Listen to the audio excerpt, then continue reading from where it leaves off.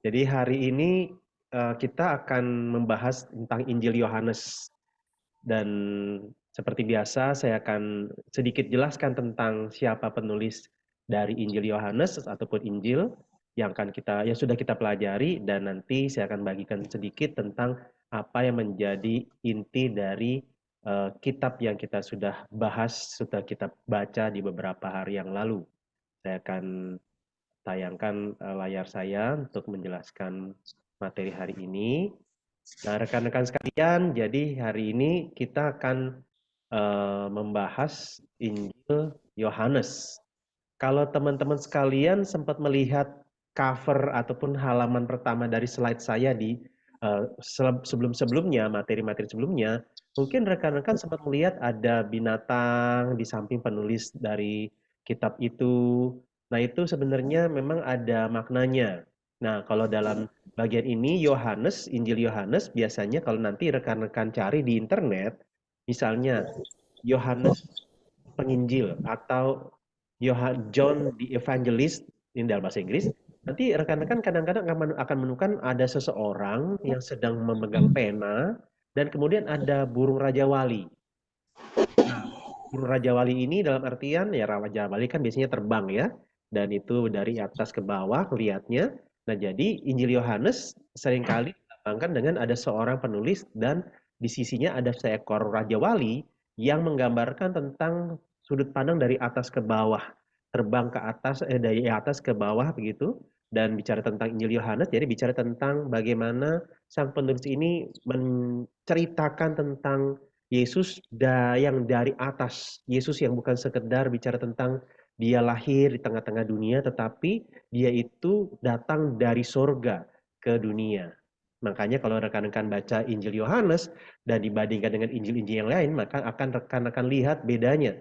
Bahwa Injil Yohanes itu bicara tentang pada mulanya adalah firman. Jadi nggak ngomongin tentang kelahiran Yesus, tetapi Yesus ini adalah Allah anak firman yang menjadi manusia, ya. Nah, rekan-rekan sekalian, saya mau fokus kepada penulis dari kitab ini. Nah, teman-teman sekalian mungkin ada yang pernah tahu beberapa tahun yang Iya, lalu ada film yang Power namanya Ranger. Power Rangers. Nah, mungkin rekan-rekan ada yang tahu, mungkin juga anaknya yang tahu, atau pernah lihat keponakannya nonton. Nah, jadi rekan-rekan, ya ini filmnya menggambarkan tentang ada anak-anak muda yang dengan alat tertentu, peralatan tertentu, perangkat tertentu, tinggal mengaktifkannya, kemudian anak-anak muda ini jadi jagoan. Jadi jagoan, sangat hebat, jago berantem, membasmi kejahatan, melawan monster. Nah, rekan-rekan sekalian, siapa di antara kita yang pengen hanya tinggal mengaktifkan sebuah alat beberapa detik, kemudian berubah jadi hebat, berubah jadi jagoan? Siapa yang nggak kepengen? Pasti kita kepingin. Setiap kita pasti pengen berubah, dan kita mungkin berharap perubahan yang kita alami itu dalam waktu singkat kita berubah jadi orang yang lebih baik. Nah, teman-teman sekalian, yang menarik adalah kalau hari ini kita bicara tentang Injil Yohanes, siapa sih penulis Injil Yohanes? Maka kita akan memberikan jawaban, ya namanya Injil Yohanes, pasti yang nulis Rasul Yohanes. Nah, jadi penulis Injil Yohanes ini adalah Rasul Yohanes, kita bedakan dengan Yohanes Pembaptis, itu beda. Yohanes Pembaptis itu dia sudah keburu meninggal, dihukum mati, dipenggal kepalanya ketika dia dipenjara oleh Raja Herodes. Nah, kalau yang menulis Injil Yohanes ini berbeda, dia adalah Yohanes, murid atau rasul Tuhan Yesus.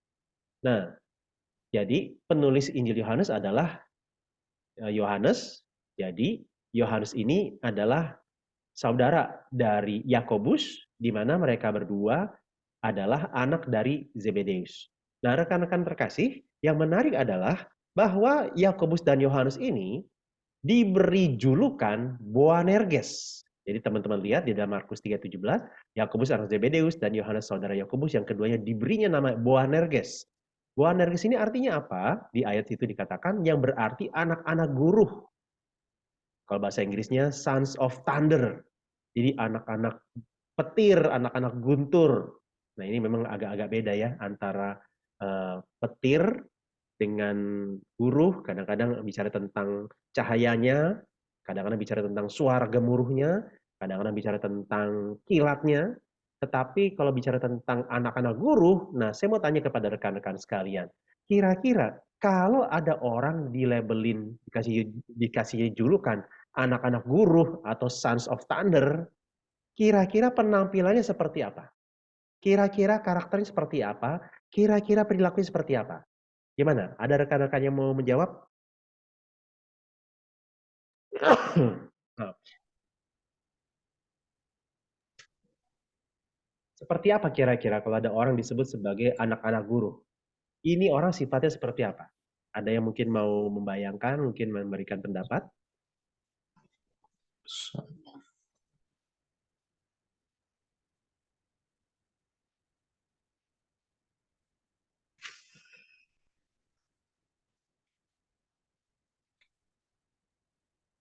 Apakah ada rekan-rekan yang pernah tahu tokoh Thor di dalam komik atau film Marvel? Ada?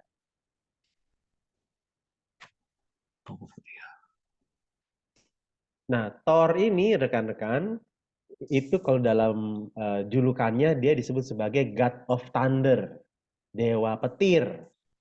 Nah, kalau rekan-rekan masih pernah inget atau mungkin pernah nonton atau mungkin pernah lihat komiknya atau pernah lihat iklannya, iklan filmnya, atau pernah lihat gambar poster di bioskopnya, rekan-rekan pasti akan melihat ada sosok yang badannya tinggi besar, rambutnya gondrong, dan kekar.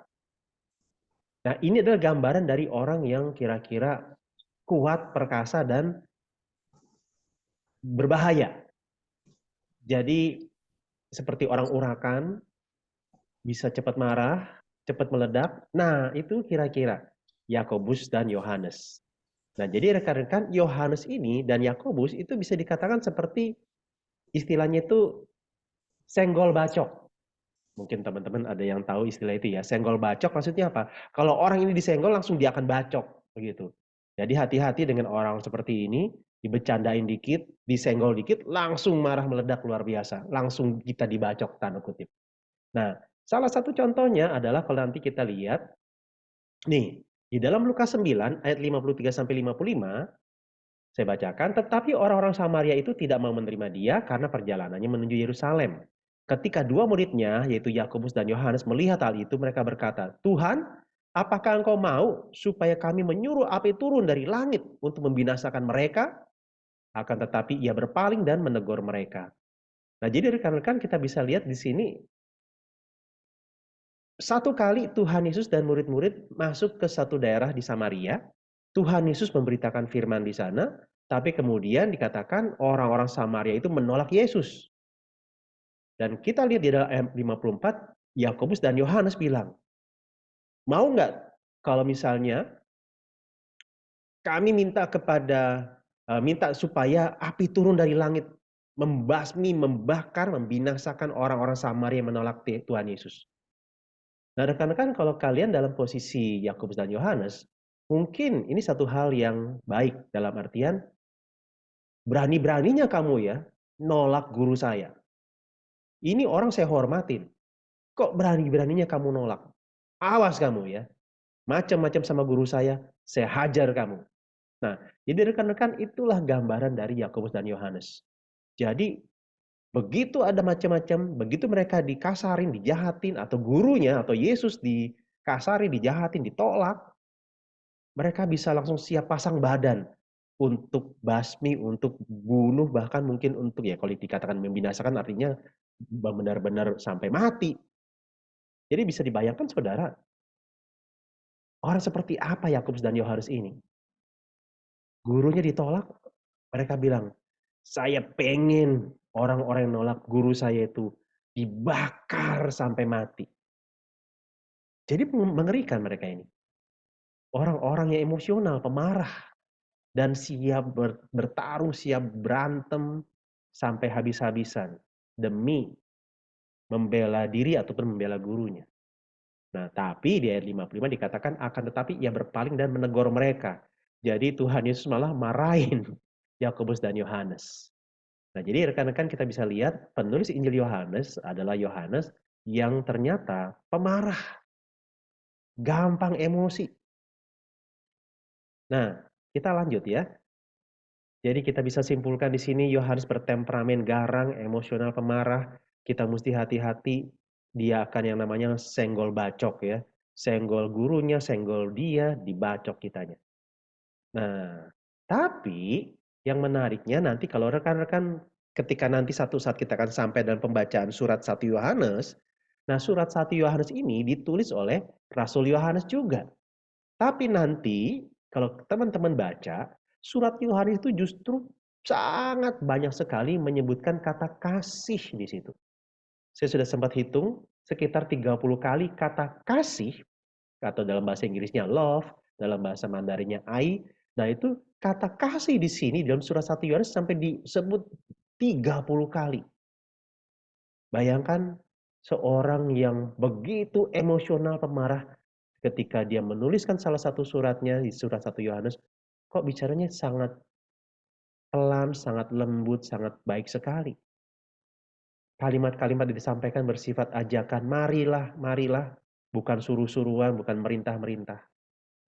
Nah, pertanyaannya kok bisa seorang yang begitu garang pemarah tiba-tiba bisa menuliskan surat yang begitu lembut, begitu damai, bicara tentang kasih, marilah kita saling mengasihi, dan seterusnya.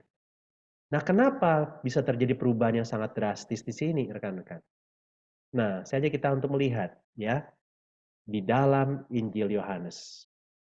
Jawabannya adalah karena seorang yang bernama Yohanes ini mengalami dikasihi oleh Allah. Nah, kalau rekan-rekan masih ingat, Injil Yohanes itu ketika dituliskan atau teman-teman ketika membaca, beberapa kali ada istilah murid yang dikasihi Yesus, murid yang dikasihi Yesus, murid yang dikasihi Yesus. Nah, ambil contoh di sini misalnya ya. Saya akan geser dulu. Oke. Yohanes 21, 20 sampai 24. Kita lihat beberapa bagian. Ketika Petrus berpaling, ia melihat bahwa murid yang dikasihi Yesus sedang mengikuti mereka dan seterusnya. Nah, ayat 21 ketika Petrus melihat murid itu, yaitu murid yang dikasihi Yesus.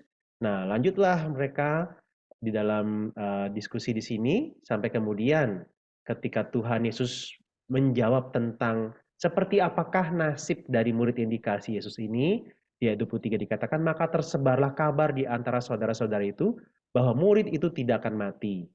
Nah, tapi memang dikatakan, tetapi Yesus tidak mengatakan kepada Petrus bahwa murid itu tidak akan mati, melainkan jikalau aku menghendaki supaya ia tinggal hidup sampai aku datang, itu bukan urusanmu.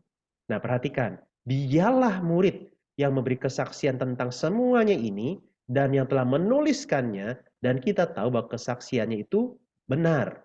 Jadi rekan-rekan di sini sang penulis Injil Yohanes memberikan petunjuk bahwa penulis dari Injil Yohanes ini adalah salah satu murid Yesus. Dan murid Yesus yang seperti apa? Jawabannya adalah murid Yesus yang di dalam ayat 20. Murid yang dikasihi Yesus. Nah, ada beberapa kali lagi di dalam Injil Yohanes disebutkan istilah ini. Misalnya pasal 13 ayat 23, murid yang dikasihinya, pasal 19 ayat 26, murid yang dikasihinya, pasal 20 ayat 2, ia berlari-lari mendapatkan Simon Petrus dan murid yang lain yang dikasihi Yesus. Nah, pasal 21 ayat 7, maka murid yang dikasihi Yesus itu berkata kepada Petrus, itu Tuhan. Jadi, sang penulis Injil Yohanes ini memberikan petunjuk bagaimana si penulis Injil ini berada di dalam kisah sejarah Yesus.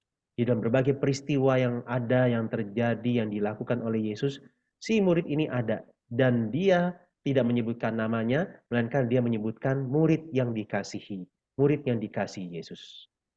Nah, jadi rekan-rekan sekalian, yang kita bisa lihat di sini adalah apa sih rahasianya sehingga orang yang pemarah, garang, emosional seperti Yohanes bisa kemudian mengalami perubahan hidup dan bahkan bisa sedemikian lembutnya menuliskan suratnya, mengajak orang untuk melakukan firman Tuhan. Jawabannya adalah kasih. Jika kita sudah merasakan kasih Allah, maka kita pasti akan berubah. Kita memang bisa berubah menjadi orang lebih baik karena berbagai cara. Misalnya dimarahin atau dikasih hukuman. Tetapi ada satu motivasi lain yang bisa membuat kita berubah hidupnya. Yaitu ketika kita dikasihi. Nah, waktu Yohanes mengatakan bahwa dia murid yang dikasihi Yesus, ini bukan maksudnya mau bilang tentang dia tuh yang paling disayang Yesus. Dia bukan bilang dia lebih baik dari yang lain sehingga Yesus sayang sama dia. Bukan, prinsipnya bukan seperti itu. Melainkan begini, kalau orang yang separah Yohanes saja, yang sepemarah Yohanes saja, masih disayang Tuhan, apalagi yang lain? Apalagi murid-muridnya yang lain? Apalagi kita? Nah, rekan-rekan sekalian, mungkin kita tidak mudah untuk mengasihi orang yang pemarah, orang yang sering marahin kita. Kita pasti sulit untuk bisa mengasihi dia. Nah, tetapi di dalam bagian ini, Yohanes bilang, saya memang orang yang pemarah, saya orang yang garang, saya orang yang emosional. Orang-orang lain pun pasti akan nggak mau dekat sama saya. Orang-orang lain mungkin akan sebel sama saya, kesel sama saya, menjauh dari saya. Sulit bagi orang-orang untuk mau sayang sama saya. Tetapi yang saya rasakan dari Tuhan Yesus adalah, meskipun saya sedemikian sulit untuk dikasih oleh orang-orang, tetapi ia tetap mengasihi saya. Nah, teman-teman, biarlah sepenggal kisah tentang Rasul Yohanes ini menolong kita. Bahwa mungkin saudara bukan tipe orang yang gampang disukai orang lain. Mungkin saudara bukan tipe orang yang gampang disayang oleh orang lain. Tetapi yang pasti, kalaupun orang-orang sulit untuk mengasihi kita, entah karena kelemahan kita, kekurangan dalam hal karakter kita, tetapi Injil Yohanes, Rasul Yohanes mengatakan, kalau aku saja dikasihi oleh Tuhan Yesus, apalagi saudara. Biarlah bagian ini memberikan penguatan, penghiburan, dan sukacita buat kita semua. Bahwa kita meskipun punya berbagai kekurangan, kelemahan, kegagalan, orang sulit untuk mengasihi, menghargai, menyukai kita. Tapi Kristus tetap menyayangi kita. Biarlah bagian ini memberikan semangat dan sukacita buat kita dalam menjalani hidup. Nah, rekan-rekan, Injil Yohanes itu tujuan penulisannya sudah sangat jelas.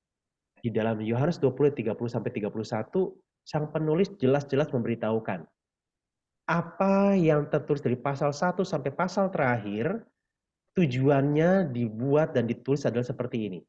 Memang masih banyak tanda lain yang dibuat Yesus di depan mata murid-muridnya yang tidak tercatat dalam kitab ini. Tetapi semua yang tercantum di sini telah dicatat supaya kamu percaya bahwa Yesuslah Mesias, Anak Allah, dan supaya kamu oleh imanmu memperoleh hidup dalam namanya. Nah, jadi rekan-rekan sekalian, ketika saudara membaca perikop demi perikop, kisah demi kisah di dalam Injil Yohanes, tujuannya adalah supaya kita percaya, beriman, meyakini bahwa Yesus adalah Anak Allah, Juru Selamat. Dan melalui iman percaya kita itu, kita memperoleh hidup yang kekal. Sang penulis Injil Yohanes ini berusaha untuk menyatakan dan meyakinkan kepada kita bahwa Yesus ini bukan sekedar manusia biasa. Dia adalah Anak Allah. Dan kalau engkau ingin mendapatkan hidup yang kekal, surga, kebahagiaan yang kekal, maka kamu hanya bisa dapat di dalam Yesus. Nah, mungkin orang berkata bahwa gampang banget ya. Dapat hidup kekal, masuk surga, tinggal percaya Yesus. Tinggal percaya. Ya, saya percaya Yesus adalah Anak Allah. Masuk surga deh. Nah, rekan-rekan, mungkin ada orang yang berkata seperti itu. Gampang banget. Nah, tetapi sebenarnya kalau bicara tentang percaya, percaya itu bukan sekedar apa yang kita katakan. Ketika kita bilang saya percaya, maka kita pasti akan ada tindakan, ada sikap, ada penyerahan diri. Nah, teman-teman sekalian, ada sebuah kisah tentang seorang pemain sirkus yang bernama Blondin. Dia seorang pemain sirkus yang melakukan atraksi dengan cara melakukan akrobat berjalan di atas seutas tali dari satu ujung ke ujung yang lain yang berseberangan. Jadi saudara sudah bisa membayangkan ya. Nah, dia melakukan atraksi itu setiap kali dia pentas, sampai akhirnya dia merasa dia butuh tantangan yang lebih besar. Dia mengadakan pertunjukan di mana dia memasang seutas tali dari satu tebing air terjun Niagara ke satu tebing yang lain. Dan dia berusaha untuk berjalan di atas seutas tali itu menyeberangi air terjun Niagara. Nah, rekan-rekan sekalian, ketika dia mengadakan pertunjukan seperti itu, dia tanya kepada para penonton yang hadir, apakah saudara percaya bahwa saya bisa berjalan di atas seutas tali ini menyeberangi air terjun Niagara dari ujung tebing yang satu ke ujung tebing yang lain? Penonton bilang, percaya. Oke, kita buktikan. Dan si blondie ini berjalan di atas seutas tali dari ujung yang satu ke ujung yang lain. Kemudian dia kembali lagi, dan akhirnya kemudian penonton bertepuk tangan. Kemudian Blondin bertanya lagi, kalian percaya nggak saya bisa membawa satu orang untuk menyeberang dari tebing yang satu ke tebing yang lain untuk menyeberangi air terjun Niagara ini di atas seutas tali? Saudara percaya nggak saya bisa bawa satu orang untuk menyeberangi air terjun Niagara ini? Semua penonton bilang, percaya. Kemudian si Blondin nanya, siapa yang mau saya antar dari ujung yang satu ke ujung yang lain menyeberang laut atau air terjun Niagara menggunakan seutas tali ini? Siapa yang mau? Nah, rupanya semua penonton diam. Nggak ada yang mengajukan diri. Nah, kalau gitu, apa kesimpulannya saudara? Apakah penonton-penonton ini percaya? Menurut saudara, penonton-penonton ini percaya nggak bahwa Blondin bisa membawa satu orang menyeberang dari ujung ke ujung yang lain, menyeberangi laut, air terjun Niagara?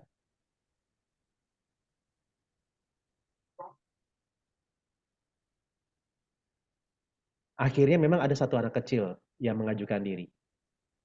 Dan kemudian dia dibawa oleh si Blondin dari ujung yang satu ke ujung yang lain. Setelah itu kembali lagi dari ujung tersebut kembali ke ujung yang asal. Setelah itu penonton antara malu, takjub, kagum. Mereka bertepuk tangan dan akhirnya mereka penasaran. Mereka nanya ke si anak kecil ini, kok berani-beraninya sih kamu nyebrang, minta diseberangin oleh si Blondin ini? Nah, kemudian si anak ini bilang, itu kan papa saya. Jadi si anak kecil ini, dia percaya kepada papanya. Dia percaya, nah wujud dia percaya adalah dia bertindak. Dia mengajukan diri, saya mau dibawa oleh papa saya untuk menyeberang. Sehingga dia menyerahkan diri kepada si papanya ini. Jadi saudara, ngomongin tentang percaya, bukan sekedar kata-kata yang keluar. Tetapi ada tindakan di mana kita menyerahkan diri kita kepada yang kita percayai. Bahwa orang atau pihak yang kita percayai patut diandalkan. Omongannya pasti tidak akan beringkar janji. Ketika bilang, barang siapa percaya kepada Kristus, tidak akan binasa, melainkan beroleh hidup yang kekal. Artinya kita bilang, saya mau mempercayakan hidup dan mati saya kepada Kristus. Kalau saya mati, saya yakin saya masuk surga karena ada di tangan Kristus hidup saya. Nah, jadi saudara, ini yang mau ditekankan. Percaya yang menggambarkan adanya penyerahan diri, adanya tindakan menyerahkan diri kepada Kristus. Nah, secara garis besar, Injil Yohanes kira-kira seperti ini gambarannya. Dimulai dengan sosok Yesus yang adalah anak manusia menjadi anak Allah yang menjadi manusia. Kemudian pasal 2 sampai 10 tentang tanda-tanda yang Yesus lakukan, mujizat tetapi bukan sekedar mujizat melainkan tanda. Tanda ini berkaitan dengan kembali lagi di sini dikatakan memang masih banyak tanda. Jadi tanda di sini bukan sekedar mujizat tetapi mujizat yang melaluinya orang diajak untuk percaya kepada Yesus sebagai Tuhan dan Juru Selamat. Nah, kemudian pasal 11 sampai 12 Lazarus, pasal 13 sampai 17 kalimat-kalimat terakhir Yesus sebelum nantinya dia ditangkap. Pasal 18 sampai 20 kematian dan kebangkitan Yesus, pasal 21 penutup di mana di situ menggambarkan para rasul yang sempat kacau balau hidupnya ketika mereka tidak punya keyakinan tentang kebangkitan Kristus, maka di dalam pasal 21 mereka dipulihkan dan bahkan Petrus yang gagal menyangkal Yesus sampai 3 kali itu kemudian juga diampuni dan diberikan kesempatan untuk melayani Tuhan. Nah, jadi saudara, kita bisa lihat di sini keindahan Injil Yohanes, adanya Allah yang begitu tinggi dan mulia, mau datang ke dunia mengasihi kita yang berdosa, bahkan kepada Petrus yang gagal pun, Tuhan Yesus mau memulihkan dia, mengampuni dia, dan bahkan memberikan dia kembali kepercayaan dengan mengatakan, gembalakanlah domba-dombaku. Nah, rekan-rekan, selalu ada kesempatan kedua bagi orang-orang yang mau datang kepada Yesus. Mungkin kita gagal dalam mengasihi dia, di dalam perilaku kita, kata-kata kita, di dalam keluarga, di dalam pekerjaan. Tetapi selama kita masih diberikan kehidupan, itu artinya kita masih diberikan kesempatan untuk kembali melayani dan mengasihi Tuhan. Ialah bagian ini menjadi gambaran tentang keindahan juru selamat kita yang penuh dengan cinta kasih. Ya rekan-rekan, sekian presentasi dari saya. Dari rekan-rekan, adakah yang ingin ditanyakan berkaitan dengan materi ini? Ataupun berkaitan dengan yang rekan-rekan baca di dalam Injil Yohanes?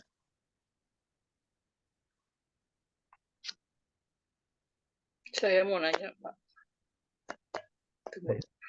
Bu Cuci? Tentang, Silakan, Bu. makasih ya Pak, telah diberi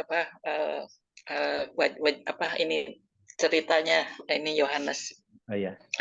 Saya mau nanya, Nikodemus yang bilang harus bagaimana mau bisa hidup kembali ya, yang bilang tidak mungkin kan saya sudah lahir ya, yang Kelahiran bilang kembali.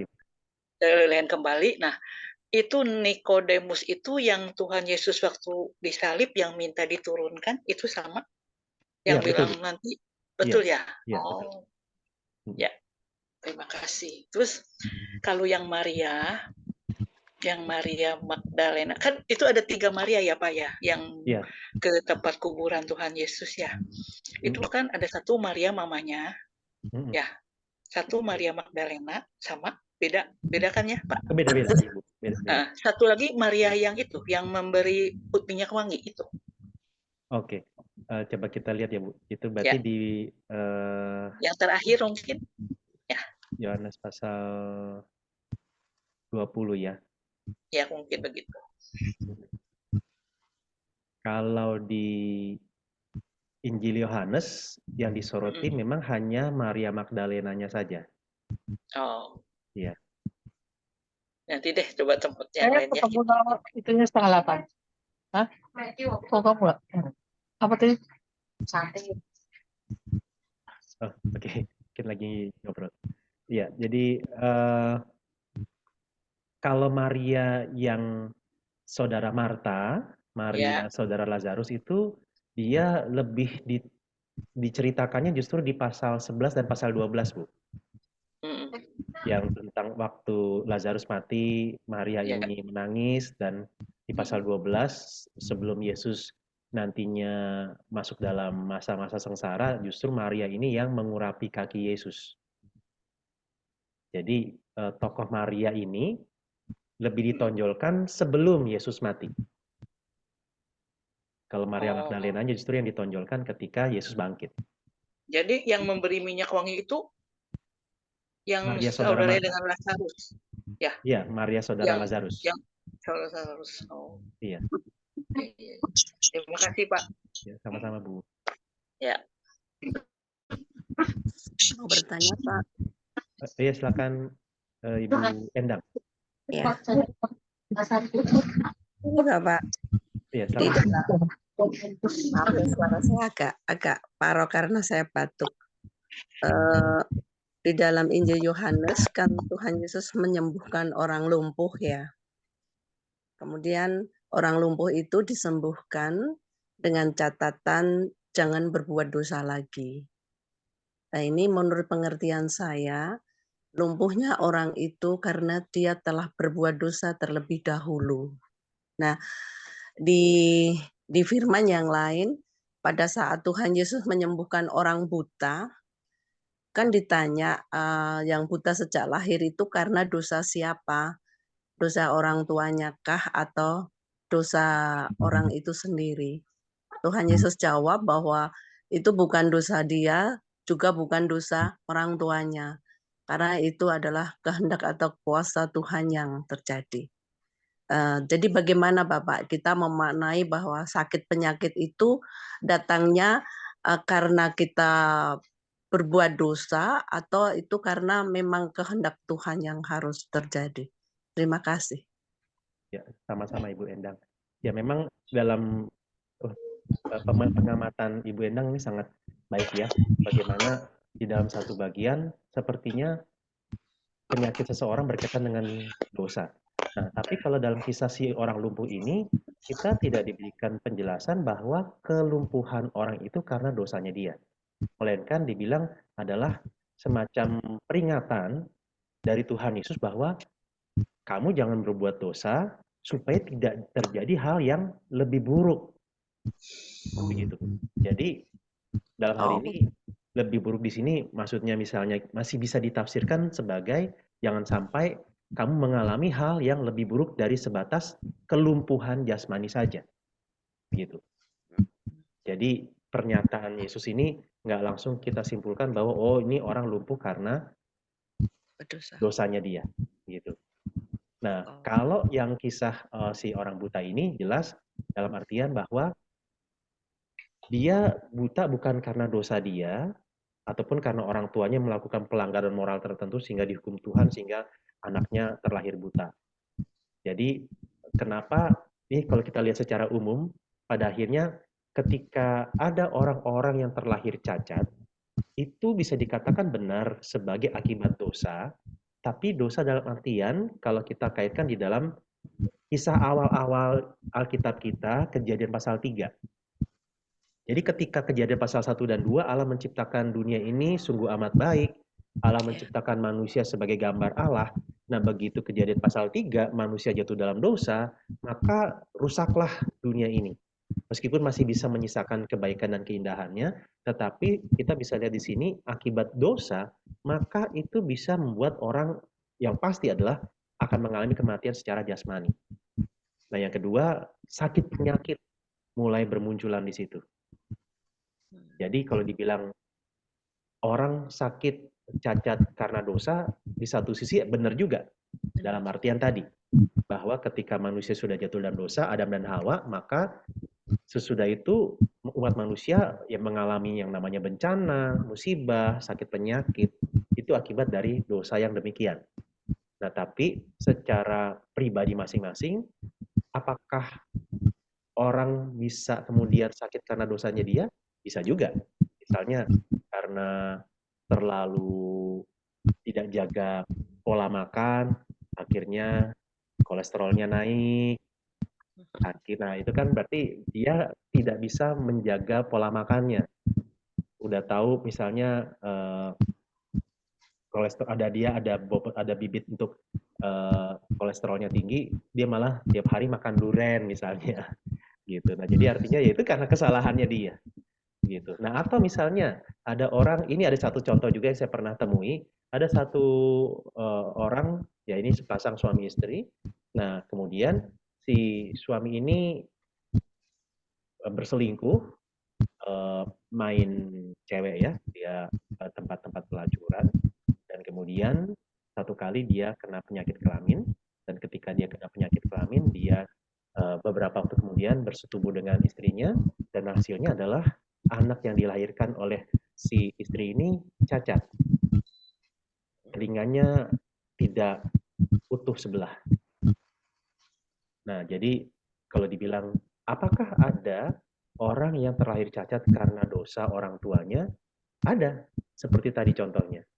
Ketika dia tidak bijaksana dan hidupnya tidak bermoral, maka dia akan membawa bibit penyakit dan itu bisa kemudian diturunkan kepada anaknya. Termasuk misalnya orang yang karena perilaku moralnya tidak baik, dia kemudian kena HIV/AIDS, ketika punya anak, bisa juga nanti anaknya kena HIV/AIDS. Gitu. Jadi itu ya Bu, kita bisa lihat dalam beberapa aspek. Cuma di dalam Injil Yohanes ini, orang buta tadi bukan karena dosanya dia ataupun orang tuanya. Tetapi di tengah-tengah kondisi tadi, orang bisa sakit, orang bisa cacat, itu bukan akhir dari hidup orang tersebut. Tuhan masih bisa berkarya atas hidup dia. Nah, kalau dalam Injil Yohanes, orang itu sembuh. Tetapi di dalam bagian yang lain, di dalam kenyataan hidup kita sehari-hari, ada orang-orang yang ketika terlahir cacat, dia tetap cacat. Tetapi justru melalui hidup dia, Tuhan bisa dimuliakan. Mungkin rekan-rekan pernah tahu ada yang namanya Nick Vujicic. Dia seorang yang nggak punya tangan, nggak punya kaki. Dia sebenarnya pingin bunuh diri. Satu kali dia dengar Injil, percaya kepada Kristus, dan akhirnya ya singkat cerita dia menjadi orang yang bersaksi tentang kebaikan Tuhan melalui dia, sehingga orang-orang yang mungkin susah untuk menerima keberadaan diri karena kelemahan dan kekurangan, akhirnya apa? Mereka dipulihkan oleh kesaksian hidup Nick Vujicic ini. Nah, mungkin kira-kira seperti itu, Bu. Mohon maaf jadi panjang ini Terima penjelasannya. kasih, Pak Abraham. Terima kasih. Ya, sama-sama, Bu. Pak Pak Abraham, Andreas. ada pertanyaan dari saya. Oh, sebentar ya, Maaf, Pak. Ini tadi saya joinnya agak terlambat, jadi mungkin sudah dibahas di depan. oh Ini ya. Yohanes ya? Iya, Yohanes, Keseluruhan Pak. Injil Yohanes. Betul. Gitu. Nah, kalau dari ayat 1 kan bunyinya pada mulanya adalah firman. Firman itu bersama-sama dengan Allah, dan Iya. firman itu adalah Allah. Gitu ya. Nah, bisa dijelaskan nggak kenapa Yohanes menulis ini? Apakah ada latar belakang tertentu, ada doktrin-doktrin tentang ketuhanan Yesus yang sedang digoyahkan sehingga Yohanes itu menuliskan ayat ini? Boleh dibantu mungkin dijelaskan seperti itu, Pak Abraham. Tadi saya nggak ikutin di awal soalnya, maaf. Oh ya, oke. Ya tadi sempat saya sebut sedikit ya dari tentang penyampaian di awal Injil Yohanes. Kenapa Injil Yohanes memulai kisahnya dengan pada mulanya adalah firman. Nah, ini di salah satu sisinya seperti yang tadi Pak Penatua Thinking Pink bilang, ini berkaitan dengan sorotan untuk menyatakan bahwa Yesus ini bukan sekedar manusia biasa yang punya kemampuan khusus yang bisa melakukan sihir, tetapi dia adalah Allah yang menjadi manusia. Itu penekanannya bahwa dia adalah Allah, dia menciptakan dunia ini, dan ini ada semacam seperti sedang menghubungkan, membandingkan, mensejajarkan dengan Kejadian pasal 1. Kalau Kejadian pasal 1 dikatakan pada mulanya Allah menjadikan langit dan bumi, dan seterusnya, maka Injil Yohanes mengatakan pada mulanya adalah firman. Jadi mau dikatakan bahwa Yesus yang adalah Allah yang menjadi manusia itu, dia bukan hanya membawa keselamatan kepada dunia ini, tetapi dia juga adalah Allah yang mencipta dunia ini dan juga yang bisa mencipta ulang dunia yang sudah rusak karena dosa ini. Dan salah satunya memang yang sedang ditekankan adalah ketika Rasul Yohanes menuliskan bagian ini, pendengar mula-mulanya sedang berhadapan dengan komunitas ataupun orang-orang yang sedang meragukan, mempertanyakan Ketuhanan keilahian Yesus. Yesus, begitu. Oh. Nah, sebenarnya itu kan kisah klasik sepertinya ya, Pak Cuantawa Abraham ya. Iya. Karena sampai saat ini pun ada seorang penginjil, nggak tahu jabatannya apalah, pendeta besar, ya, besar dalam arti banyak pengikutnya, Iya. yang menyatakan bahwa yang melakukan penebusan itu bukan Yesus gitu, melainkan Yahweh gitu. Jadi dia tuh mendikotomikan antara Yesus dengan Yahweh gitu.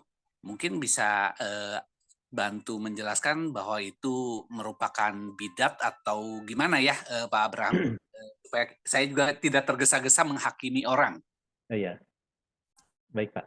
Ya, jadi kalau kita permasalahannya begini, kita mesti melihat Alkitab itu secara istilahnya Trinitarian, Trinitas Tritunggal, bahwa karya penciptaan, karya penyelamatan, karya penyempurnaan itu bukan Allah yang monoteis satu pribadi, tapi monoteis 3 pribadi.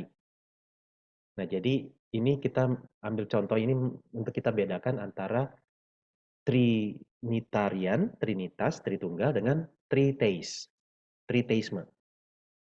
Nah, mungkin si pendeta ini dia nggak mau kekristenan terjerumus kepada Triteisme, menyembah 3 Allah. Tapi akhirnya ya dia malah jatuhnya ke yang lain lagi, menghilangkan pribadi-pribadi Allah yang lain. Menghilangkan keilahian Yesus. Iya, padahal sebenarnya nggak begitu. Tapi ini memang sebenarnya isu sudah ratusan tahun yang lalu, bagaimana Klasik, benar. klasik, benar Pak. Cuma memang prinsipnya adalah karena itu tadi kita bedakan antara misalnya triteisme, menyembah tiga Allah, dengan tritunggal, itu beda. Kalau triteisme berarti itu Allahnya masing-masing jalan sendiri-sendiri, independen. Ambil contoh ini, kalau dulu zaman saya SD, itu saya diajarin ada satu agama yang Allahnya itu atau dewanya itu ada tiga yang utama. Pencipta, penghancur, dan Ya. pemelihara. Ya, Nah, ya itu ada. itu menarik tuh Pak. Pencipta, pemelihara, penghancur. Ya. Kita mungkin agak bingung, kok ada sih dewa penghancur? Nah, kalau nggak ada dewa penghancur, setelah dunia diciptakan, dewa Maka pencipta akan nganggur. Yang sibuk dewa pemelihara. Nah, jadi sebenarnya ada dewa penghancur supaya dewa yang pencipta nggak nganggur, Pak. Diciptakan sesuatu yang baru lagi, dihancurin, ciptakan sesuatu yang baru lagi. Nah, tapi akhirnya apa? Ya dewa A fokusnya mencipta, dewa B fokusnya memelihara, dewa C fokusnya menghancurkan. Nah, itu bukan Tritunggal. Kalau Tritunggal, Allah Bapa, Allah Anak, Allah Roh Kudus turut mencipta dalam proses penciptaan, sama-sama ikut dalam agenda penyelamatan. Nah, tapi memang yang disalibkan itu bukan Allah Bapa. Yang disalibkan bukan Allah Roh Kudus, tapi Yesus Kristus. Nah, jadi sampai ada teman, maaf saya motong Oke, ya, nggak apa-apa, Pak. Pak Abraham.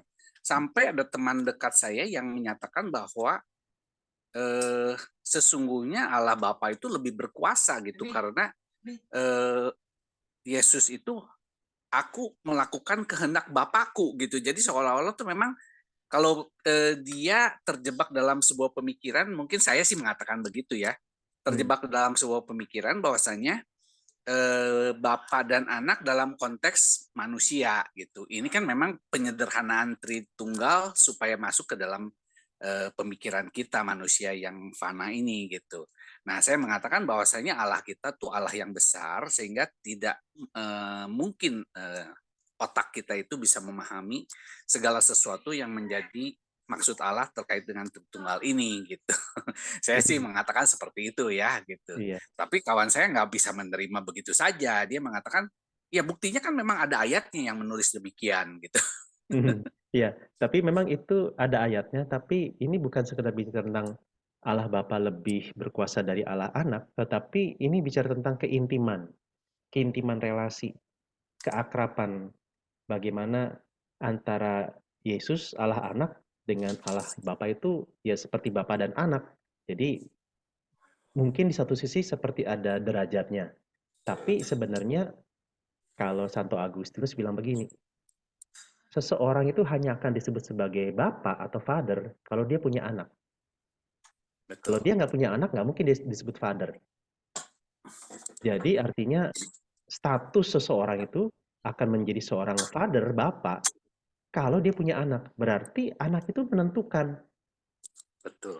Nah, jadi sebenarnya bukan bicara tentang siapa lebih tinggi, siapa lebih rendah. Itu dua-duanya saling menentukan satu sama lain. Gitu. Jadi tidak perlu ada derajat siapa lebih tinggi, siapa lebih rendah. Betul. Jadi ya semoga memang Tritunggal itu sebuah doktrin yang memang sulit untuk dicerna oleh pemikiran manusia yang terbatas sih. Iya benar Pak. Dan kita bersyukur Pak punya Allah yang demikian Pak. Iya, Yohanes mencoba untuk menyederhanakan supaya masuk ke dalam pemikiran manusia. Ngomong-ngomong di chat itu ada pertanyaan dari Pak Andreas tuh, atau Abraham. Oke. Kata Yesus kepada mereka, akulah roti hidup. Barang siapa datang kepadaku, ia tidak akan lapar lagi, dan barang siapa percaya kepadaku, ia tidak akan haus lagi. Ini Yohanes 6 ayat 35. Saya mau minta penjelasan dari Yohanes 6 ayat 35. Mungkin bisa dielaborasi Pak Andreas, silakan. Andreas Hendrawan. Iya, oke. Ya, jadi dari pertanyaan Pak Andreas ya. Nah ini memang kalau kita baca dari pasal ini, atau mungkin dari Pak Andreas ada yang mau ditekankan, yang ingin ditanyakan secara khusus dari ayat ini?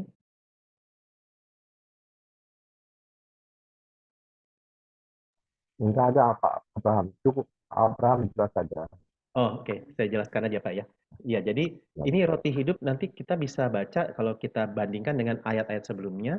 Itu yang pertama bicara tentang orang-orang yang datang ikut Yesus karena dapat roti, sudah makan kenyang. Jadi mereka hanya mengejar Yesus, memburu Yesus karena mencari roti jasmani. Makanya Tuhan Yesus bilang, kamu itu ikut saya karena kamu udah kenyang. Karena kamu merasa saya bisa kasih kamu makan. Sehingga kamu nempel sama saya. Begitu kamu lapar, kamu minta lagi sama saya. Nah, kemudian Tuhan Yesus bilang, jangan sampai pandangan kita hanya terbatas kepada hal yang bersifat jasmani saja. Karena hal yang jasmani saja meskipun kita butuh, tapi itu sifatnya sementara. Kita nggak bisa hanya memperhatikan kebutuhan jasmani saja. Tuhan Yesus datang bukan hanya supaya membuat kita kenyang secara jasmani, melainkan membuat kita kenyang secara rohani. Dan untuk bisa kenyang secara rohani, harus ada roti yang turun dari sorga. Nah, kemudian Tuhan Yesus bandingkan dengan peristiwa mana di padang gurun. Roti yang turun dari langit untuk membuat orang Israel kenyang. Nah, tetapi yang menariknya, dikatakan kalau nanti kita baca di dalam kitab Keluaran, orang-orang Israel itu ketika mereka mengumpulkan mana, itu kayak semacam biji ketumbar, tapi nanti bisa jadi roti gitu ya, atau roti tepung begitu versi mereka. Nah, tetapi di dalam bagian itu, kita mungkin pernah baca kisahnya bahwa kalau ada orang yang ngambilnya kebanyakan, ujung-ujungnya tetap hanya bisa dipakai untuk sehari. Kalau mau disimpan, jadi mereka ngambil banyak, nggak dihabisin di hari itu juga, mereka simpan. Akhirnya apa? Busuk. Jadi maksudnya melalui bagian itu, Tuhan sedang menyatakan hati-hati ketika kita terlalu mengagung-agungkan pemenuhan kebutuhan jasmani. Kita akan kecewa. Itu tidak akan mengenyangkan kerohanian kita. Kita tetap butuh makanan jasmani, tetapi jangan sampai hal-hal jasmani itu kita pakai untuk mengisi kekosongan rohani kita. Hanya Kristus yang bisa mengisi kekosongan rohani kita. Nah, itu jadi yang menjadi pesan utamanya. Tentang apakah ketika kita makan sesuatu kita bisa senang? Iya.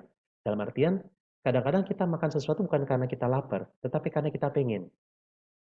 Kalau hanya karena lapar, ya udah, makan seadanya juga bisa. Makan karbohidrat yang banyak juga bisa. Tapi kadang-kadang kita pengen makan di satu tempat tertentu yang mewah atau yang harganya mahal dan seterusnya, ataupun menu tertentu, karena kita pengen ngerasain. Itu nggak ada salahnya, nggak ada masalah. Tetapi ketika kita menjadikan makanan sebagai segala-galanya, seolah-olah kalau saya nggak makan ini, saya akan marah, saya akan sedih, saya akan kecewa. Nah, bagian ini mau bilang, hati-hati ketika kita terlalu memfokuskan diri kepada hal-hal yang bersifat jasmania. Kita akan kecewa karena kita akan nanti bertanya, sampai kapan saya akan seperti ini? Nah, jadi Yohanes 6 ayat 35 mengatakan, Kristus adalah roti hidup, bahwa yang bisa mengenyangkan kerohanianmu, yang bisa mengisi kekosongan jiwamu adalah aku. Bukan makanan, bukan barang-barang yang bersifat jasmani. Begitu Mbak, maksudnya kira-kira.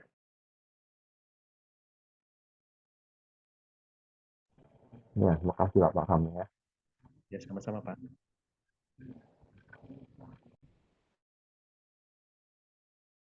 Silakan, atau mungkin dari Pak Andreas ada yang mau ditanyakan lagi berkaitan dengan itu, apa sudah jelas Pak?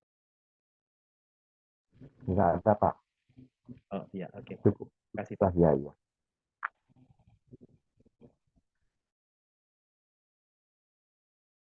Apakah ada rekan-rekan yang lain yang mau bertanya?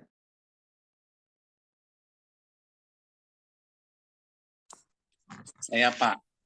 Oke, silakan. Yohanes waktu menuliskan kitab Yohanes ini, apa betul usianya udah sangat lanjut, contoh Abraham? Ketika menulis Injil Yohanes. Kitab Injil Yohanes ini. Belum selanjut waktu dia menulis kitab Wahyu. Oh, Wahyu yang ditulis kemudian. Iya, karena yang terakhir ditulis oleh Rasul Yohanes adalah kitab Wahyu. Itu dia tulis waktu dia di Pulau Patmos. Jadi kalau dari sejarah gereja, Yohanes ini dia nanti menjadi semacam Martir pemimpin ya? atau gembala di gereja Efesus. Oh. Jadi sampai nanti satu saat nanti dia ditangkap dan kemudian ketika dalam sejarah gereja dicatat bagaimana dia mau dihukum mati tapi ternyata gagal, mau dibakar nggak hangus sama sekali, akhirnya dia dibuang ke Pulau Patmos, diasingkan ke Pulau Patmos dan kemudian di situ dia mendapatkan pewahyuan dari Allah, menulis kitab Wahyu dan di dalam sejarah gereja ya dikatakan dia meninggal karena usia lanjut di Pulau Patmos tersebut. Tapi sempat oleh penguasa waktu itu selain di Pulau Patmos sempat dipenjarakan juga ya dalam sejarah hidupnya Rasul Yohanes ini. Ya benar Pak. Jadi cuman ya itu tadi seperti saya ceritakan bagaimana dia ternyata waktu pas dihukum mati mau dibakar malah tidak mempan ya. Ada mukjizat juga ya. Ada mukjizat Tuhan. Jadi kalau kita flashback sedikit, Yohanes ini adalah murid yang paling muda pada saat bersamaan dengan murid-murid Yesus yang ke-12 itu yang lainnya ya. Kalau nggak salah begitu ya, bukan begitu kan? Ya banyak gambarannya yang mengatakan begitu bahwa Yohanes ini rasul yang paling muda di antara yang lain. Dan dia memiliki kecakapan sastra menulis yang sangat baik gitu ya. Iya, ya benar Pak. Oke, makasih. Sama-sama Pak. Saya tanya Pak Pendeta. Oh ya silakan Pak. Ya saya belum pendeta Pak, masih penginjil. Mohon maaf. Silakan Pak. Pertanyaan Bapak yang sebelumnya bahwa sebelumnya terima kasih bahwa Pak Abraham sudah memberitahu kita bahwa Yohanes itu adalah seorang Boanerges ya. Iya, Boanerges. Boanerges. Terima kasih, ini info baru yang selama ini saya sendiri nggak pernah dengar. Terus menjadi pertanyaan saya adalah dari keempat Injil itu kenapa Injil Yohanes ini yang keempat, yang terakhir ditulis, di susunannya di Alkitab. Terus yang kedua, pertanyaan kedua adalah bahwa semasa Yesus dengan para muridnya yang 12 itu selalu dikejar-kejar oleh bangsa Yahudi. Nah, terus itu kalau nggak salah itu merupakan suatu nubuatan. Kalau memang itu nubuatan, kenapa yang mengejar dihukum? Cuma dua itu pertanyaan Pak Abraham. Terima kasih. Ya, baik Pak.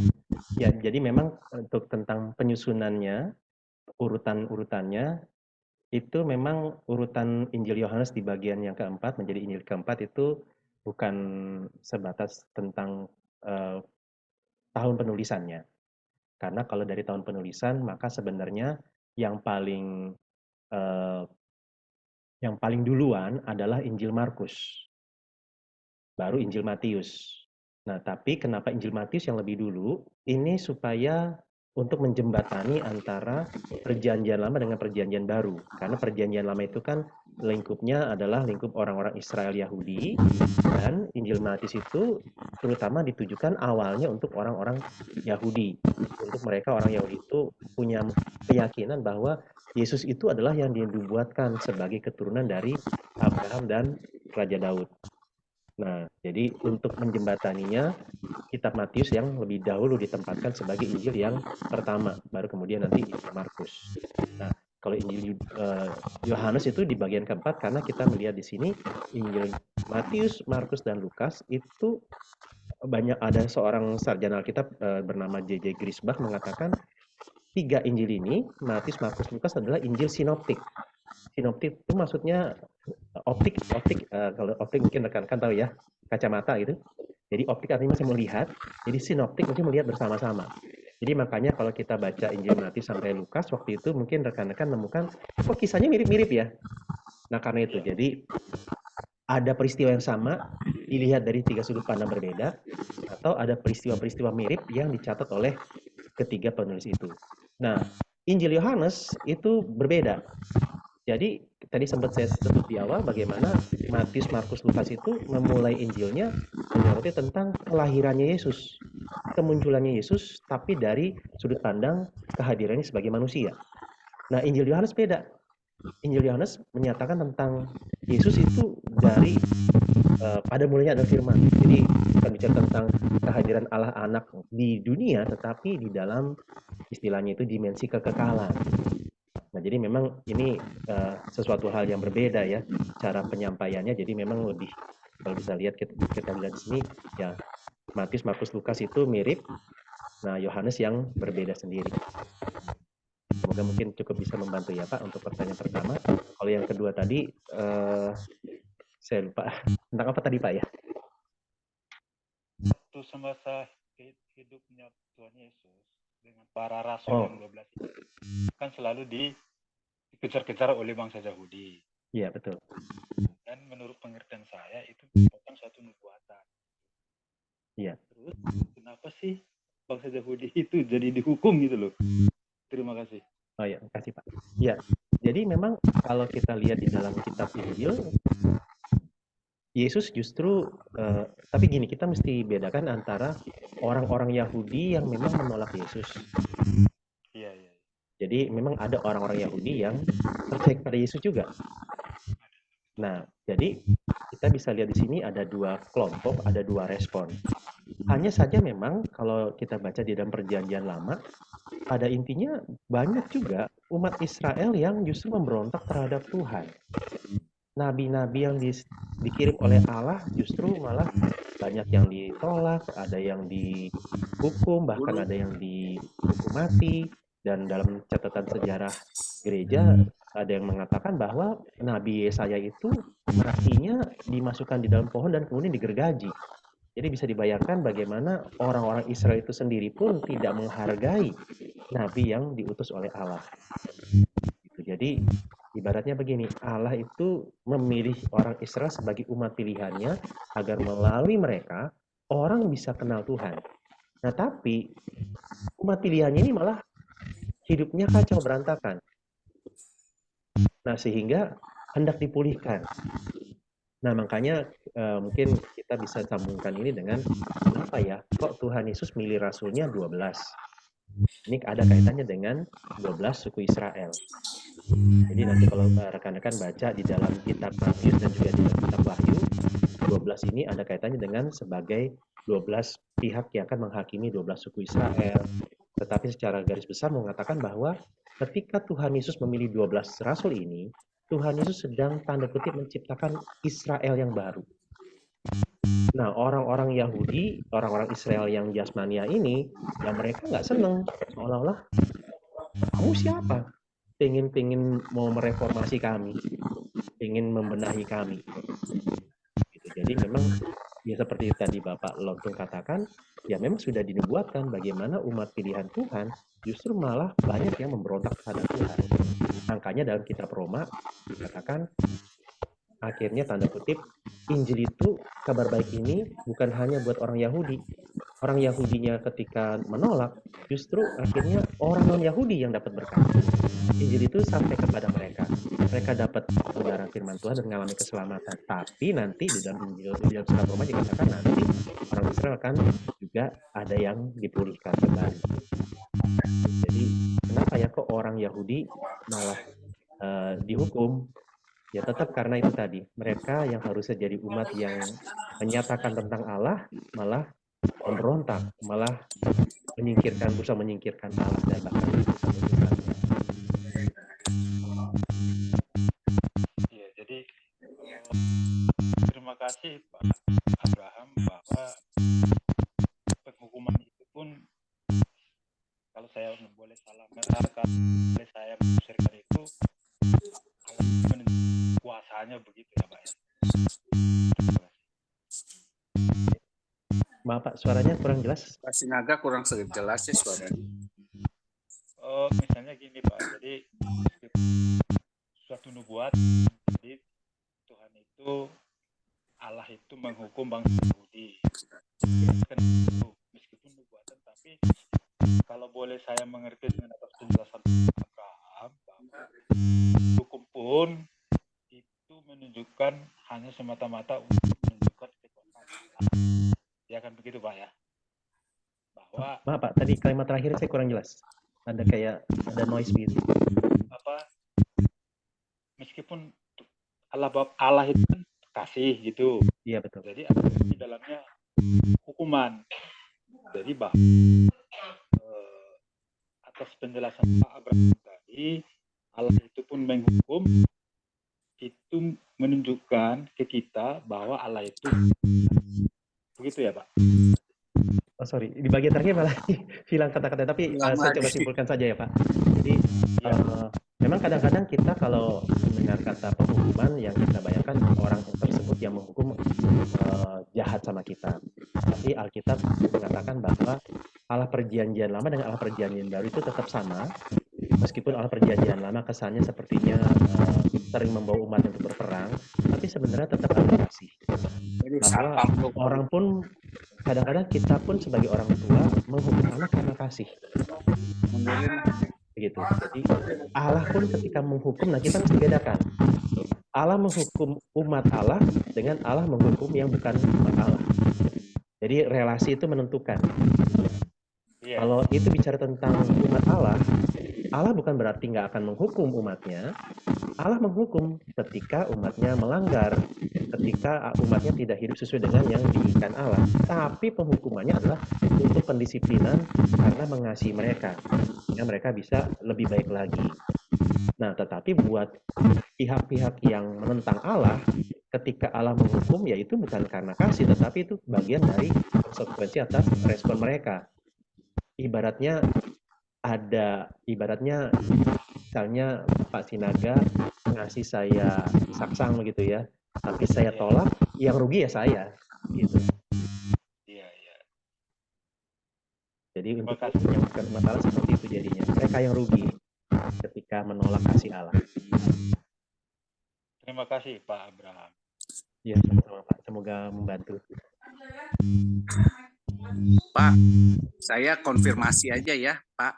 Ya. Kalau dari penuturan Bambang Nursena, itu yang menghukum Yesus itu adalah orang Saduki gitu. Saat ini orang Saduki itu katanya udah punah. Apa betul begitu? Bukan orang Farisi dan kalau Alkitab kan mencatat Farisi dan Saduki gitu ya. Gitu. Mohon penjelasan aja sedikit dari contoh Abraham. Ya, orang Saduki ini sebenarnya memang dalam sejarahnya secara jumlah itu sedikit, kalah banyak dibandingkan dengan Farisi. Cuma memang mereka punya pengaruh yang cukup besar. Nah, kalau tentang apakah mereka masih ada atau sudah punah, ya bisa jadi dari penelitian Bapak Bambang Nursena bisa diterima ya. Karena memang dari awal sendiri tidak banyak. Dan Saduki ini kan dari kata Zadok sebenarnya. Keturunan Imam Zadok kalau nanti rekan-rekan baca Perjanjian Lama. Jadi di satu sisi ya kenapa mereka menjadi sosok yang berpengaruh, kelompok yang berpengaruh karena punya semacam riwayat masa lalu yang cukup terkenal begitu, cukup berpengaruh. Nah, cuma memang pengajaran mereka adalah bahwa nggak ada kebangkitan orang mati. Sehingga ketika Yesus mengatakan dia akan menderita, mati, dan dibangkitkan, mereka nggak percaya, mereka menolak karena itu tadi. Kami nggak menerima konsep Mesias yang mati dan kemudian bangkit. Kalau dia mati, ya nggak bisa bangkit, berarti kalau dia bangkit kan harus mati dulu. Kami nggak mau terima punya Mesias yang mati. Begitu. Jadi itu tadi. Ya. Jelas. Konfirmasi aja sih.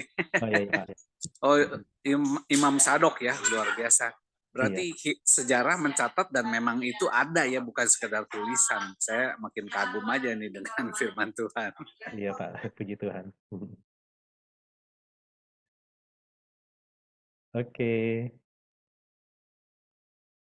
Ya rekan-rekan, gimana? Ada yang masih mau bertanya? Kalau tidak, kita akan akhiri.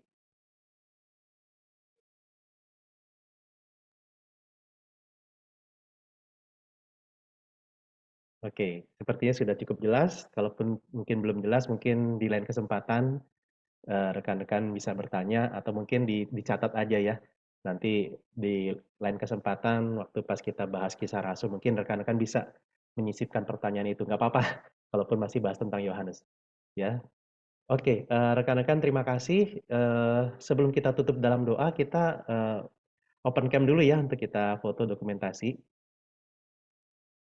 Silakan yang bisa buka kameranya. Oke. Ibu Maili, Ibu Tusi, Ibu Sundari, Ibu Sioklian, Richard mau buka kamera? Oke, saya hitung sampai 3. Siap-siap ya. 1, 2, 3. 1, 2, 3. Oke, terima kasih rekan-rekan. Kita akan tutup dalam doa. Minta kesediaan Penatua Thinking Pink untuk tutup dalam doa, Pak. Silakan, Pak. Oke, mari kita berdoa. Bapa dalam surga, kami bersyukur, berterima kasih bahwa kami diberi kesempatan untuk boleh mendengarkan uraian mengenai latar belakang Injil Yohanes. Kami bersyukur bahwa pengetahuan ini memperlengkapi kami dengan misteri yang terdapat dalam Injil Yohanes ini, Tuhan.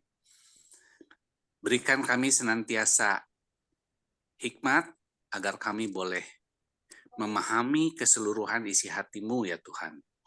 Ajar kami juga untuk tetap rendah hati dan mau berhidup seturut dengan kehendak Tuhan. Sebentar kami akan berpisah satu dengan yang lain Tuhan. Kami mohon agar setiap kami boleh mendapat berkat anugerah daripada Engkau ya Tuhan. Kami berdoa bersyukur di dalam nama Tuhan kami, Yesus Kristus. Amin. Amin. Amin. Terima kasih rekan-rekan untuk kedatangannya di ruang virtual ini. Sampai jumpa di lain kesempatan. Terima kasih.